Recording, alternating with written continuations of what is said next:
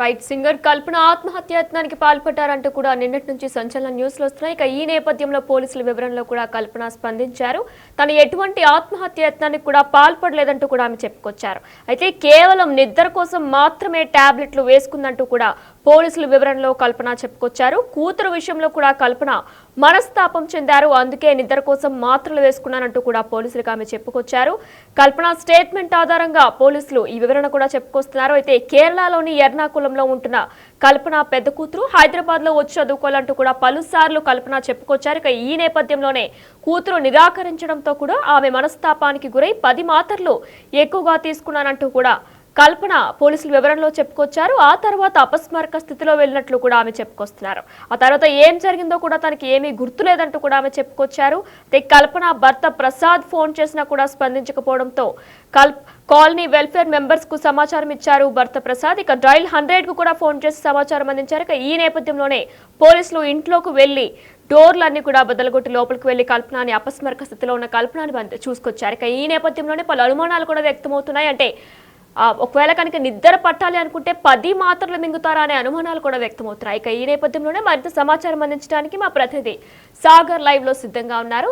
సాగర్, అయితే కల్పన కేసు నిన్నటి నుంచి కూడా జోరుగా కొనసాగుతుంది. ఇక ఈ నేపథ్యంలో ఆమె స్పందించారు. ఆత్మహత్య యత్నానికి పాల్పడలేదంటూ కూడా ఆమె ఒక స్టేట్మెంట్ ఇచ్చారు. అయితే పలు అనుమానాలు కూడా వ్యక్తమవుతున్నాయి. 10 మాత్రలు మింగుతారా, నిద్ర రావాలనుకుంటే అనే అనుమానాలు కూడా వ్యక్తమవుతున్నాయి. డీటెయిల్స్ ఏంటి? విశ్వనేనా సింగర్ కల్పన ఆత్మహత్య యత్నం కేసులో ఒక ట్విస్ట్ అని చెప్పుకోవచ్చు. ఎందుకంటే నిన్నటి వరకు ఆత్మహత్య యత్నం, ఎందుకంటే ఇక్కడ ప్రధానంగా ఆమె స్లీపింగ్ టాబ్లెట్స్ని దాదాపు 18 స్లీపింగ్ టాబ్లెట్స్ తీసుకున్నట్లుగా కూడా ఇటు వైద్యులు పోలీసులు ఇచ్చిన వివరణలో కూడా పేర్కొన్న పరిస్థితి. మనం ఈ నేపథ్యంలోనే మనం అర్థం చేసుకోవచ్చు, ఆమె కూతురికి సంబంధించిన విషయంలో కొంత మనస్పర్ధలు ఉన్నాయని చెప్పి పోలీసులకు ఇచ్చిన స్టేట్మెంట్లో కూడా ఆమె చెప్పిన పరిస్థితి. కూతురు కేరళలో ఎడ్యుకేషన్ కొనసాగుతుంది. దానికి సంబంధించిన ఆమె రీసెంట్గా కేరళ వెళ్ళిన సందర్భంలో కూడా మార్చి 3వ తేదీన ఈ విషయం పైన కూతురు హైదరాబాద్కి రావాలి, హైదరాబాద్లో తనతో పాటు ఉంటూ చదువుకోవాలని చెప్పి ఆమె అటు కుటుంబ సభ్యుల సమక్షంలోనే కూతురుని అడిగింది. కూతురు దయాని ఎన్నోసార్లు విజ్ఞప్తి చేసింది, ఎన్నోసార్లు అడిగింది. కుటుంబ సమక్షంలో ఆమెని ఈ ప్రస్తావనకు సంబంధించిన ఒక చర్చ జరిగింది. అయినా కూడా తన కూతురు వినలేదు, ఏకీభవించలేదు, తనతో పాటు హైదరాబాద్లో ఉండడానికి నిరాకరించింది. ఈ నేపథ్యంలోనే ఇద్దరికి మధ్య కొంత వివాదం తలెత్తినట్లుగా కూడా తెలుస్తుంది. దీంతో ఇటు కల్పన కొంత డిస్టర్బ్ గురైంది, కొంత డిస్టర్బేషన్కి గురైంది.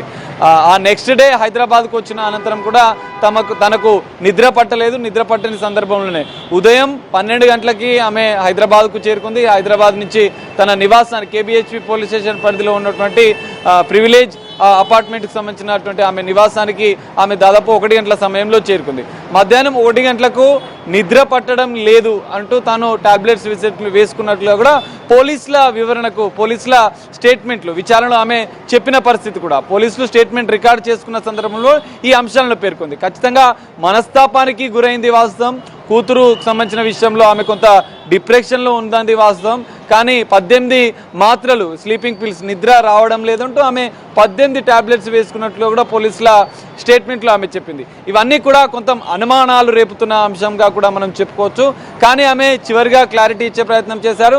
ఆత్మహత్య యత్నం నేను చేసుకోలేదు, నిద్ర రాకపోవడంతోనే నిద్ర కోసం మాత్రమే తాను స్లీపింగ్ టాబ్లెట్స్ను వేసుకున్నానని చెప్పి ఆమె క్లారిటీ ఇచ్చారు. ఈ ఇష్యూకి మొత్తంలో కూడా ఎవరికీ సంబంధం లేదంటూ ఆమె ఒక క్లారిటీ ఇచ్చే ప్రయత్నం చేశారు. ఎందుకంటే ఆత్మహత్య యత్నానికి సంబంధించిన కావచ్చు, ఇంకా ఈ మొత్తం వ్యవహారానికి సంబంధించి ఇప్పటికీ భర్త స్టేట్మెంట్ రికార్డ్ చేసినటువంటి పోలీసులు కూతురు స్టేట్మెంట్ కూడా తీసుకున్నారు. ఈ ఇద్దరిని విచారించడం చివరిగా కల్పన స్టేట్మెంట్ కూడా తీసుకున్నారు. వీటి మొత్తం ఆధారంగా పోలీసులు ఆత్మహత్య యత్నం కాదని ఒక వివరణ ఇచ్చే ప్రయత్నం చేశారు. దీంతో పాటుగా ఆమె ఈ నిద్ర మాత్రలు వేసుకోవడానికి కూతురు విషయంలో కొంత మనస్తాపానికి గురైందన్న క్లారిటీ కూడా ఇందులోనే ఇచ్చే ప్రయత్నం చేయడం. మరోవైపు కూతురు కూడా ఆసుపత్రి వేదికగానే ఒక ప్రెస్ మీట్ పెట్టి ఒక క్లారిటీ ఇచ్చింది. తమ కుటుంబానికి సంబంధించినటువంటి ఎలాంటి విభేదాలు లేవు, మేము ఖచ్చితంగా అంటే తల్లి కల్పన సింగర్ కల్పన కూడా డాక్టర్ల సూచన మేరకు డాక్టర్ల సలహా మేరకు నిద్ర మాత్రలు తీసుకుంది. ఆ నిద్ర మాత్రలు అనేది ఎక్కువ మోతాదులో తీసుకోవడం వల్లనే ఈ ఘటన జరిగిందని చెప్పి అటు ఆమె ఒక క్లారిటీ ఇచ్చే ప్రయత్నం చేశారు. కానీ ఇక్కడ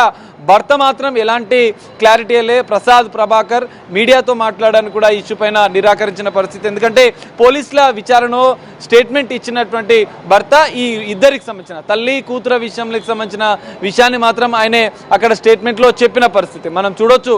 ఈ రెండు విషయాలు ఎందుకంటే కల్పన నిద్ర మాత్రలు వేసుకుంది మధ్యాహ్నం సమయంలో. కూతురు విషయంలో కొంత మనస్తాపానికి గురైంది. కూతురు విషయంలోనే ఆమె కేరళకు వెళ్ళి ఆమె కుటుంబ సభ్యులతో కలిసి ఆమెని కల్పన కూతురిని దయా ఎవరైతే ఉన్నారో కల్పన కూతురిని హైదరాబాద్ వచ్చి చదువుకోవాలని చెప్పి ఇప్పటికే ఎన్నో ఏళ్ళుగా ఆమె అడుగుతున్నా కూడా ఆమె రావడం లేదు. ఈ విషయంలో కొంత డిస్టర్బ్ గురైంది. మరి ఆత్మహత్య కాదని చెప్పి ఇటు పోలీసులు క్లారిటీ ఇస్తున్నారు, ఇటు కుటుంబ సభ్యులు క్లారిటీ ఇస్తున్నారు. భర్త మాత్రం ఈ విషయంలో ఇంతవరకు ఎలాంటి క్లారిటీ లేదు. అది మొత్తంగా ఈ మూడు అంశాలు మాత్రం స్లీపింగ్ టాబ్లెట్స్ వేసుకోవడం, కూతురు విషయంలో మనస్తాపానికి గురవడం, ఇతర కొన్ని కారణాల దృష్ట్యా ఆమె డిప్రెషన్ గురైంది మాత్రం వాస్తవమే, మనస్తాపానికి గురైంది మాత్రం వాస్తవమే. కానీ ఇక్కడ ఆత్మహత్య యత్నం చేసుకోలేదు కానీ 18 స్లీపింగ్ టాబ్లెట్లు వేసుకున్నది అని చెప్పి పోలీసులు ఇచ్చిన వివరణలో వాళ్ళు పేర్కొన్నారు. మరి ఈ మొత్తం వ్యవహారంలో మాత్రం కల్పన ఇచ్చిన స్టేట్మెంట్ ఆధారంగా అయితే పోలీసులు ఎలాంటి కేసు నమోదు చేయకుండా దీనిపైన ఒక క్లారిటీ ఇచ్చే ప్రయత్నం మాత్రం చేశారు. కల్పన ఆరోగ్యం మాత్రం ఇప్పటికే వెంటిలేటర్ సహాయం లేకుండానే ఆక్సిజన్ సహాయంతో ఇంకా ట్రీట్మెంట్ జరుగుతుంది ఆసుపత్రిలో. మరో 2 రోజుల్లో ఆమె డిశ్చార్జ్ అవుతున్నారు. 2 రోజుల ట్రీట్మెంట్ కూడా అవసరం ఉందని చెప్పి వైద్యులు చెప్పిన పరిస్థితి కనిపిస్తుంది. మరి డైరెక్ట్గా కల్పన అనే విషయం పైన మరి క్లారిటీ ఇస్తుందా, ఎందుకంటే క్యూర్ అయిన తర్వాత అనేది కూడా మనం చూడాల్సిన పరిస్థితి. పోలీసుల స్టేట్మెంట్, కుటుంబ సభ్యుల స్టేట్మెంట్ ఆధారంగానైతే ఆత్మహత్య యత్నం అయితే కాదు అన్న విషయాన్ని వాళ్ళు చెప్పే ప్రయత్నం చేశారు. కుటుంబ సభ్యులే కావచ్చు, ఇటు కల్పన పోలీసులకు ఇంటర్నల్గా ఇచ్చిన స్టేట్మెంట్లో కూడా అదే అంశాన్ని చెప్పారు. ఈ విషయంలో కల్పన యూటర్న్ తీసుకుందని చెప్పుకోవచ్చు. ఎందుకంటే ఒక కేసులకు సంబంధించిన చిక్కిలే కావచ్చు, ఇతర కుటుంబ వివాదాలకు సంబంధించిన విషయంలో మాత్రం ఆమె ఒక యూటర్న్ తీసుకుందని చెప్పుకోవచ్చు. మరి పోలీసులు వివరణ ఇచ్చిన అనంతరం, కుటుంబ సభ్యుల వివరణ ఇచ్చిన అనంతరం కల్పన మరి ఆమె అంటే డిశ్చార్జ్ అయిన తర్వాత ఏమైనా క్లారిటీ ఇస్తుందా అనేది చూడాలి. ఈ వివాదానికి పులి స్టాప్ పెట్టాలన్న ఉద్దేశంతోనే కల్పన కుటుంబ సభ్యులు, కల్పన పోలీసు విచారణలో స్టేట్మెంట్ ఇవ్వడం అనేది కూడా జరిగిందని చెప్పి మనం భావించవచ్చు.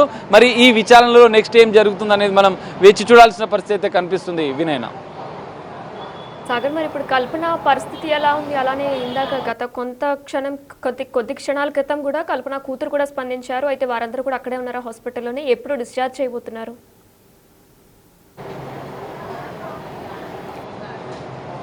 వినయన నిన్న సాయంత్రం ఏదైతే అపస్మారక స్థితిలో ఆసుపత్రికి వచ్చిన కల్పనకు పోలీసులు ఆ స్టమక్ మొత్తం క్లీన్ చేసి వెంటిలేటర్ సహాయంతో, ఎందుకంటే తమ లంగ్స్లో కొంత నీరు ఉన్న నేపథ్యంలో, ఇన్ఫెక్షన్ ఉన్న నేపథ్యంలో దానికి సంబంధించిన వెంటిలేటర్ ద్వారా కొంత ట్రీట్మెంట్ ఇచ్చిన అనంతరం ఈరోజు ఉదయం కల్పన ఆరోగ్య పరిస్థితి పైన వైద్యులు కూడా ఒక ప్రకటన విడుదల చేశారు.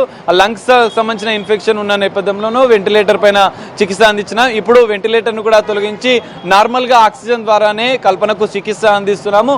మరో 2 రోజులు, ఎందుకంటే కొంత ఇన్ఫెక్షన్ స్లీపింగ్ టాబ్లెట్స్ ఎక్కువ మోతాదులో తీసుకున్న నేపథ్యంలో, ఇంకా లోపల ఇన్ఫెక్షన్ ఉన్న నేపథ్యంలో దానికి సంబంధించిన ట్రీట్మెంట్ మరో 2 రోజులు ఇవ్వాల్సి ఉంటుంది. 2 రోజుల ట్రీట్మెంట్ అనంతరం ఆమె ఆరోగ్య పరిస్థితి పైన మరోసారి వైద్యులు కుటుంబ సభ్యులకు కౌన్సిలింగ్ చేసిన అనంతరం కూడా ఆమెను డిశ్చార్జ్ చేసే అంశాలను కూడా వాళ్ళు అంటే వెల్లడించే అవకాశం కూడా మనకు కనిపిస్తుంది. 2 రోజుల వరకు మాత్రం ఆసుపత్రిలోనే కల్పన ట్రీట్మెంట్ పొందే అవకాశం కూడా మనకు కనిపిస్తుంది. వినయన